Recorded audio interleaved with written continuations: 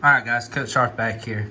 Last video for our Algebra 1 packing, and it was getting a little long. We saw 2 pages to go, so I decided to cut it off. So last 2 pages, page 22, and then the other side to this one, and that'll be it. All right. The cafe's annual income depends on X, the number of customers. Well, of course. The function L of X is equal to 4X squared minus 20X describes the cafe's total annual income. The function C of X equals to 2X squared plus 5 describes the total amount a cafe spends in a year. The cafe's annual profit, P of X, is the difference between the annual income and the amount spent per year. So again, if y'all don't really know the difference, again, so we're saying income, so that's the total amount of money they bring in, right? But of course, they also have to spend money on, ingredients, the food that they're serving, napkins and straws and ketchup and stuff like that. They have to spend money on to pay their employees, any advertising possibly, things like that. So, I think those are all factored into the equations, but this is solely dependent on X, the number of customers, because that tells us, first equation tells us how much the customers will spend, and then the second equation tells us how much it'll cost to actually, feed and serve the customers and things like that. So what's the difference, right?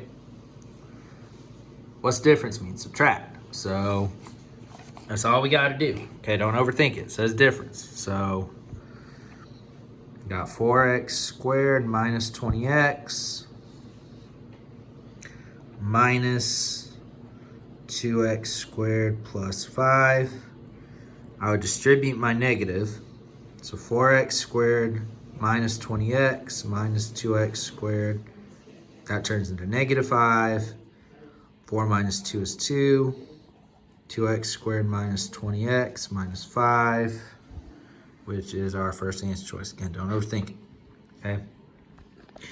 Which statement best describes a graph of f of x plus 6? So we talked about this one in a couple different ways, but the biggest thing to remember is when we have something inside affecting the x, okay? It's actually our x value is going to make whatever, our x value is going to be whatever would bring this back to 0, right? So basically the opposite sign of this. So what value of x would cancel out the positive 6 and get me back to where x is 0? X would be negative 6, right? So since x is negative 6, again, if we're talking about our x is on the coordinate grid, that's left and right. Since it's negative 6, we would shift left 6 units, okay? Which of these is an even function? So, again, I was trying to go back through it. I honestly don't even remember if we touched on this at any point. We will go over this some more in Algebra 2. So when you have I'll explain it right here. When you have an even function, okay, you have a function where all variables have an even exponent or are a constant. Okay? If you have an odd function, just said all variables. All variables have an odd exponent, and you cannot have a constant, okay? So let's look at these, okay? I got one variable with an even exponent, and then x just by itself would be x to the first. One variable with an odd exponent, so that would actually be neither, okay? B, I have x cubed next to the first, so that would be odd. C, x squared and 8, there's no variable, so that's a constant. So I have a variable with even exponent or are a constant and a constant, so that would be even, so it's going to be answer choice C. And if you want to look at D, I have 3 and 2, so that would be neither. Okay. Which statement best describes the graph of g of x equals negative 3x squared compared to the graph of f of x equals x squared? So this one looks a little more how we did the transformations, okay? We didn't do it over here to f of x or g of x. We actually did it inside, right? So we're starting with x squared, okay? We put that 3 on the outside. That's that vertical stretch, right? Again, basically still acting like a slope, right? And then that negative, that was what flips it if we had it like that for the parabola, the quadratic, making it negative, turned it upside down, right? So let's look at these. Had a vertical stretch by a factor 3. It did, but it didn't flip it, okay? Or it's also flipping it, which that doesn't have. The graph is a reflection. Well, again, that would be the flip. That would be flipping it. I drew it like that, but it would really be if we were talking on a coordinate plane. We'll say I have it like that. We'll say it's over here, right? It'd be like that, right? Graph is a vertical shrink of 1/3 in the reflection. Well, again, it's 3, so it'd be a stretch, right? Whatever our slope, whatever that number is, will be our slope or our stretch, right? So D, vertical stretch by a factor 3 and reflection across the x-axis. That is my answer. Which function represents this sequence? I'm sorry. All right, so I got 1, 6, 2, 18, 3, 54, yada, yada, yada, right? So I'm multiplying by 3 every time. That's going to kind of be our key, right? So if I look, okay,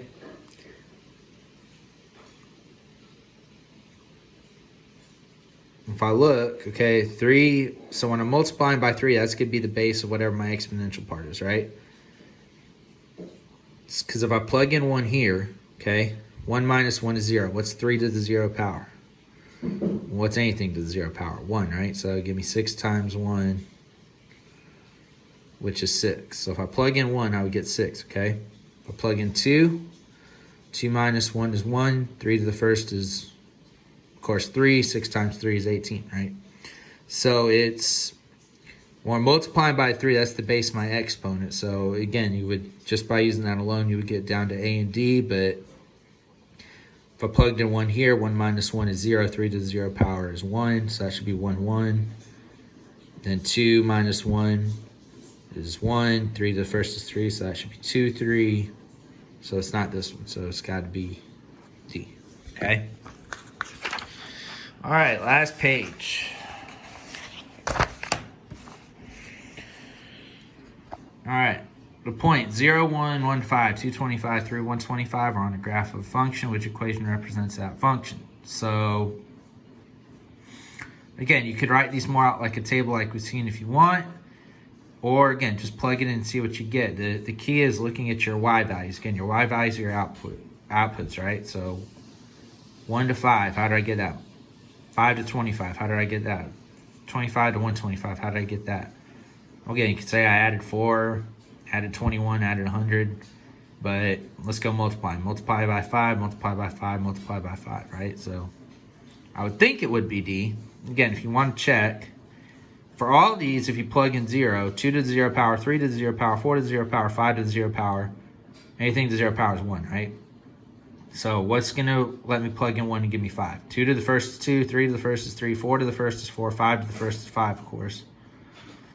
So let's check 2. 5 squared is 25. Did 3, 5 cubed would be 125. So answer choice D, okay? The function f of x is graphed below. Which graph shows f of x plus 2? So with this one, if we, again, with the plus 2, we kind of had it back on this page where we had the 6 inside and it shifted left 6 units, right? Well, when it's outside, the f of x plus 2, okay? So this is like if we just had x plus 2. So we're taking x and adding 2 to it, right? So it's that, essentially it's that y-intercept of 2, but it's a shift up 2, okay? So we have a y-intercept of 2, so we're looking for a y-intercept of 4, okay? This one's at 0, so I actually moved down 2. This one's at 4, okay? This one shifted to the right 2. This one shifted to the left 2, if you look, okay? So we're kind of, this would have been the focal point, kind of all of them, if you could see it, right? So B is my answer. Okay? And we're done. All right. Thought there was one more on the page. Guess I've seen something. All right. So that's it, guys. Again, it is as I'm recording this is 11:20 on Monday morning. I'm about to start putting them online right now. These last 3 videos I've recorded. You'll have till Friday to get whatever work you want to get done turned in. And everything should be in the grade book. I think we have to have it in by Wednesday next week. I'll double check on that. I am going to do a Zoom session Wednesday this week. We have a faculty meeting at 1. I have another meeting at 5, so it'll be in between that. It'll probably be at 3 like ours. I've always tried to have ours to be, and I'll do algebra, or I'll do geometry at 2, and then do y'all at 3. All right, so keep sending me questions if you got them. Otherwise, I'll see y'all Wednesday. Kind of the last time I'm gonna, I'll send y'all messages and stuff throughout this week, but the last time I'll have some kind of, video or interaction with y'all. And so then we'll go till Friday, and that'll be it. So y'all keep working. If you got any questions, reach out and let me know.